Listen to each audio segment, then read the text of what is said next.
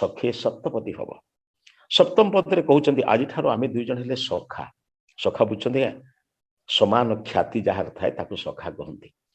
ତମେ ବି ବ୍ରହ୍ମଚାରୀ ଥିଲ, ମୁଁ ବି ବ୍ରହ୍ମଚାରିଣୀ ଥିଲି। ତମେ କନ୍ୟା କହୁଛେ କଥା, ବର ବି କହୁଛନ୍ତି ଦେଖ ତମେ ବ୍ରହ୍ମଚାରିଣୀ ଥିଲ, ମୁଁ ବ୍ରହ୍ମଚାରୀ ଥିଲି। ଆମ ଜୀବନରେ କିଛି ନଥିଲା, କେବଳ ବିଦ୍ୟାଧ୍ୟୟନ କରୁଥିଲେ, ଗୁରୁଙ୍କର ସେବା କରୁଥିଲେ, ଗୋ ସେବା କରୁଥିଲେ। ଆଜି ଆମେ ଗୃହସ୍ଥ ଜୀବନକୁ ଆସିଲା ପରେ ଅନେକ ଦାୟିତ୍ୱ ଆସିଲା।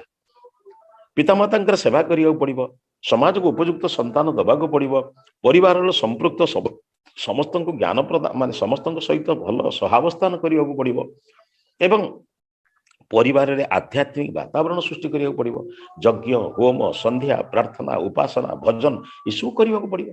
ଏ ସବୁ କାମ କଲା ବେଳେ ଆମେ କେହି କାହାର ଶାସକ ଶାସିତ ହବାନି, କେହି 60-40 ହବାନି। ଆମ ବନ୍ଧୁ କାହାକୁ କୁହନ୍ତି, ମାନେ ଗୋଟିଏ ଶଗଡ଼ର ଦୁଇଟି ଚକ ପଡେ।